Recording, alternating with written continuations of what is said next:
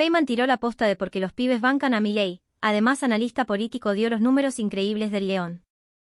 Es la novedad de la escena, ¿no? Milei ha crecido. Individualmente es el más votado, sería el más votado. Ahí Milei. lo ven, 23-7, se reduce ese espacio. Claro. Milei se lleva un poco más y llega a 26. Hoy a la mañana hablaba con alguien, cuando salí de la radio, ¿no? Y me decía, ¿cómo puede ser esto que los jóvenes de 40, los que tienen menos de 40 años, voten a Milei? Yo hoy estuve, busqué algunos datos. ¿Se han cumplido 40 años de democracia en la República Argentina? Sí, Willy. Ahora. 20 años de kirchnerismo. O sea, la mitad de esos 40 años son del kirchnerismo.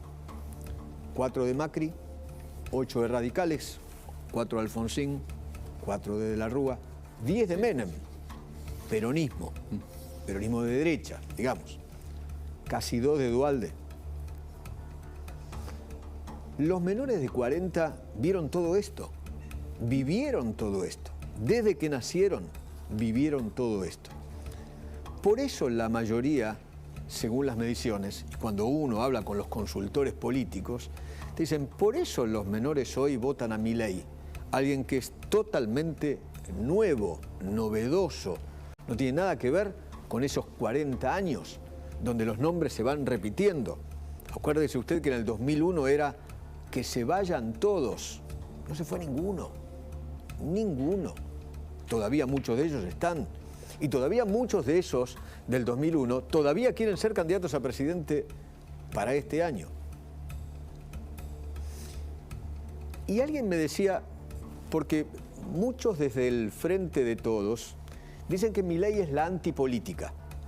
Lo dicen también de Patricia Bullrich, que son la antipolítica. Perdón, pensar distinto no es ser antipolítico. No es estar en contra de la política. Los jóvenes no eligen antipolítica, eligen políticos distintos, que ellos consideran políticos distintos. Lo que pasa es que desde el Frente de Todos dicen, por ejemplo, de Milei y de Bullrich, que, bueno, van en contra de la política. Rabia, hartazgo, claro, ven, 50% de pobreza. Hay 18 millones de pobres y vamos para los 20 millones. Más de 100% de inflación anual. Vamos a terminar con el año con 120 más mínimo. O menos, mínimo. Más de 2.600 de riesgo país. 1 de cada 2 chicos son pobres. ¿A quién quieren que voten? En serio, en serio. En un rato vamos a hablar con un consultor de los mejores que hay en el país, se llama Lucas Romero, que sacó esta encuesta de Sinopsis, ¿no? Yo insisto siempre, solo una foto, la foto actual, antes de que se inscriban los candidatos el 24 de junio, antes, muchísimo antes que las PASO, falta el camino, la película todavía es larga. Lucas Romero, ¿qué tal? ¿Cómo va? ¿Qué tal? Buenas tardes, ¿cómo andan? Gracias por venir. Favor, gracias por invitarme. ¿Nos podés contar números sobre esta encuesta, esta foto de hoy? Sí, a ver, primero aclarar, hoy analizar la escena electoral es como mirar un partido de fútbol en donde que se juega en un terreno inestable, ¿no? La economía es un terreno inestable, sobre todo porque puede afectar a uno de los equipos que es el oficialismo. La palabra que usa todo el mundo es incertidumbre. Incertidumbre. De hecho, tenemos una crisis antes que la elección. Claro. Y esa crisis tiene destinos difíciles de pronosticar, ¿no? Seguramente Willy puede ratificar que es muy difícil pronosticar qué puede ocurrir en la economía de acá a 3 meses cuando nos va a tocar ir a votar. En ese contexto, lo que uno sí identifica como trazo grueso es que es muy probable, por lo menos eso dicen los números, es que el 10 de diciembre tengamos alternancia política. No solo por los niveles de desaprobación de gobierno, extremadamente bajos, el peor momento del ciclo, no solo por los niveles de rechazo de las figuras del oficialismo, de las principales, no solo por la disconformidad que la gente tiene con lo que ha sido la experiencia del Frente de Todos, sino porque cuando uno le pregunta a la gente si hoy fueran las elecciones, usted votaría al oficialismo o la oposición, el 27% hizo oficialismo, el 53% hizo oposición. O sea, el núcleo duro es 27%. 27 contra 53 es el doble. La tendencia de voto opositor duplica a la intención de voto al oficialismo. Entonces ya tenemos una conclusión. Hay un primer Seguro rasgo que alguien de la oposición va a ser el próximo presidente. Ese sería, digamos, es altamente probable que con estos números uno pueda anunciar que el proceso electoral probablemente nos deposite en una alternancia. Cuando uno empieza a mirar la escena ya por espacios políticos, este es el gráfico que yo les mencionaba, ¿no? 27,4 contra 53, ¿no?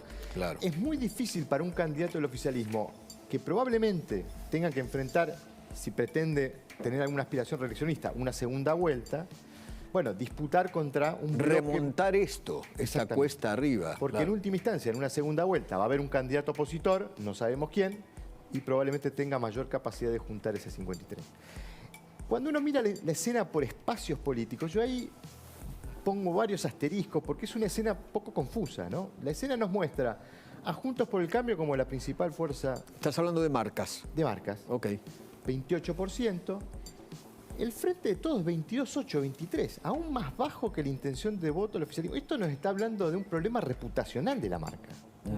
Hoy la marca Frente de Todos no produce ni siquiera entusiasmo en los propios votantes del Frente de Todos. Por eso los libertarios se llevan 16,6. Y aparecen los que le están robando mucho a ese 22,8. Exactamente. Y fíjense que hay un 10,8 de peronismo no kirchnerista. No todo eso se traduce en intención de voto hacia la figura Schiaretti, pero sí nos habla de que hay en el peronismo una crisis de identidad. Un desencanto con el peronismo de Cristina.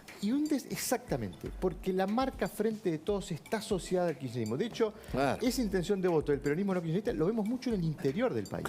Que no quieren saber nada con el Frente de Todos, que creen que es un partido del AMBA liderado por Cristina Kirchner. Por eso, el peronista se hartó del secuestro o de la secuestradora. Exactamente. ¿No? Y eso es un síntoma que empieza a aparecer cada vez más fuerte en este registro. Ahora, claro, es una intención de voto por espacio. Después aparecen candidatos. Cuando uno va a mirar la escena por candidato, ahí la cosa adquiere otra forma, ¿no? Bueno, la pregunta es, y la pregunta intrigante para Cristina, porque probablemente Cristina no tenga muchas ganas de ir a exponerse a este seguramente Cristina no va a ser candidata a clima presidente. electoral adverso. Bueno, que cuando Cristina desaparece, parte de esos votos se filtran. Eso, ¿dónde se filtra ese 6%, no? Y el Frente de Todos queda tercero. Tercero. Ese 24% lo deposita en un tercer lugar porque estamos registrando niveles de intención de votos por Javier Milei de 25%. Es la novedad de la escena, ¿no? Milei ha crecido. Individualmente es el más votado, sería el más votado. Ahí lo ven, 23,7, se reduce ese espacio. Milei se lleva un poco más y llega a 26. Y Juntos por el Cambio, entre sus dos principales candidatos, cuando uno proyecta la posibilidad de que esos dos candidatos sean los que finalmente queden en pie, juntan también ese nivel. Es decir, yo diría, Eduardo, hay que mirar estos números con pretensión explorativa y no predictiva, ¿no? Porque falta definir las candidaturas. Pero nos va dando un escenario, trazos gruesos de un escenario que, insisto, va a tener el terreno móvil. Porque si la economía sigue profundizándose, como decía Ricardo López Murphy, las tendencias de una inflación hacia el alza, de una economía estancándose, bueno, el desafío para el oficialismo va a ser aún más adverso.